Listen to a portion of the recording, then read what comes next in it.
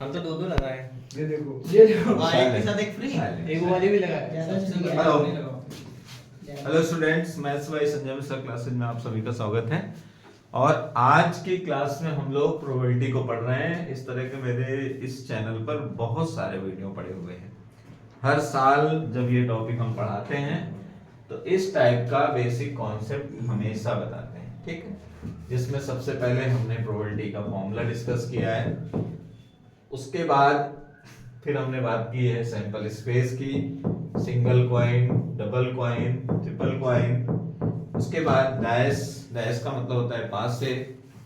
पासा दो तरह से दिखाते हैं, एक बंद पासा होता है इस टाइप का, क्लोज डैश, और एक ओपन भी होता है इस टाइप का।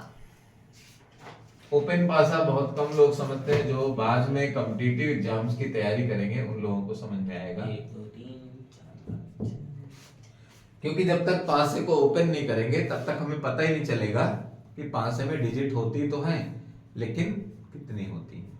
हम लोगों ने लिख तो दिया 6, ठीक है, तो उसमें बहुत सारी वैरायटीज होंगी।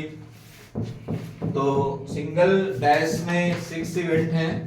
अब 6 इवेंट में जब भी कभी हमें प्रोबेबिलिटी की बात करेगा तो प्रोबेबिलिटी निकालने से पहले यहाँ सेट्स बनते हैं।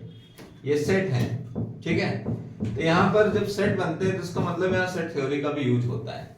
इसीलिए कल मैंने कुछ क्वेश्चन आपको सेट थ्योरी में यूनियन इंटरसेक्शन के दिए थे, ठीक है। तो यहाँ पर भी यूनियन और इंटरसेक्शन का यूज है, क्योंकि जहां पर सेट होंगे वहां यूनियन इंटरसेक्शन भी आएंगे।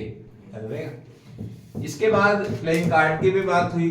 प्लेइंग कार्ड में ध्यान से देखिए, हम हमेशा यहाँ ताश की गड्डी रखा करते थे, अभी तो कहीं खो गई होगी, नहीं तो मैं आपको एक्चुअल में ताश के पत्ते दिखा भी देता, ठीक, कल दिखा दूंगा, आज ढूंढ लेना आप लोग जाते समय।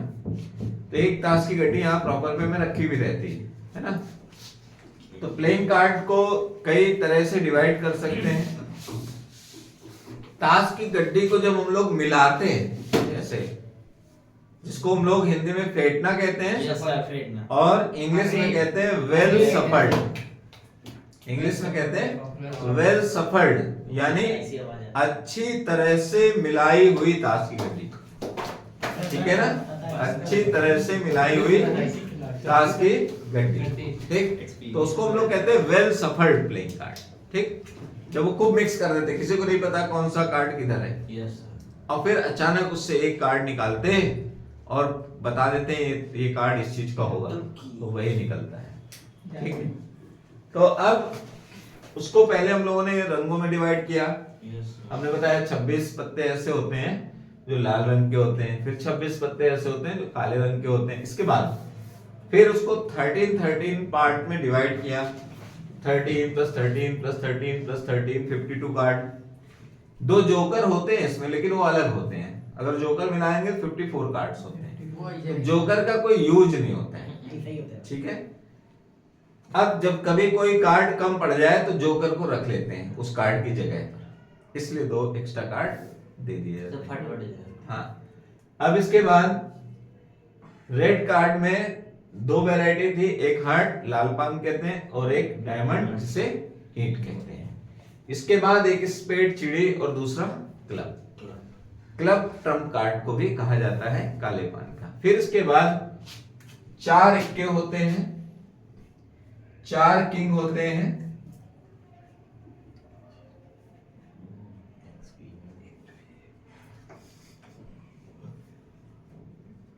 4 रानी होती है। जहां राजा होंगे वहां रानी, बिना रानी के राजा रह सकता है? नहीं।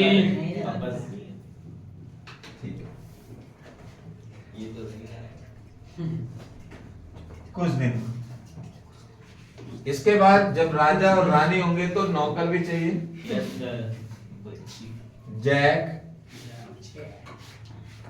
गुलाम,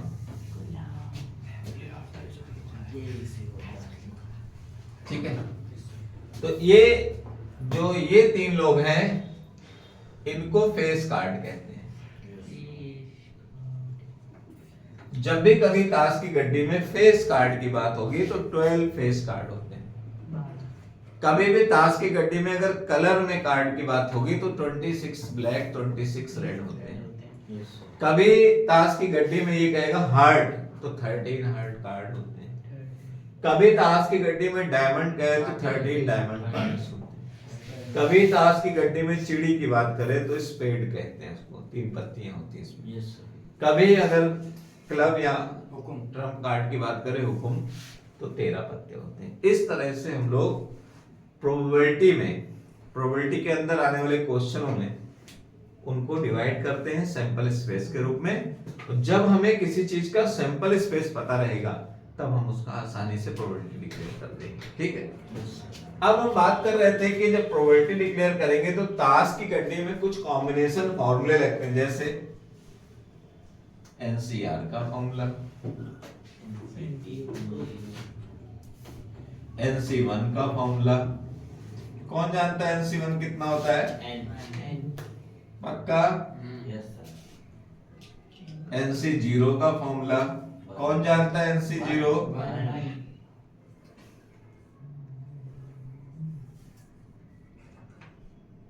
ठीक है। एक रिलेशन भी होता है NCX NCY, क्या होता है? X plus Y बराबर plus 10. y is equal to n। बहुत बढ़िया।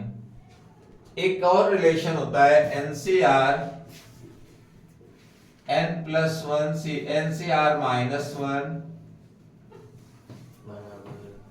N+1 CR। Yes, sir. ये बहुत प्रूफ किया है भी, किसी दिन मैंने क्वेश्चन आपको दिया। क्लियरेस्ट दिया। दिए, ये परसों में दिया है। यस। ये कुछ वैल्यूज होती हैं जो हमें पता होंगी, तो हम प्रोबेबिलिटी के क्वेश्चन को और आसानी से कर सकते हैं, ठीक है। तो ये तो प्रोबेबिलिटी का बेसिक कॉन्सेप्ट है। इसके बाद अगली क्लास हम समझाएंगे, उसमें हम ये बताएंगे कि प्रोबेबिलिटी में how many type of events, probability में घटनाएं कितने प्रकार की होती हैं, ठीक। Yes, sir. तो चलिए आगे देखते हैं हम लोग।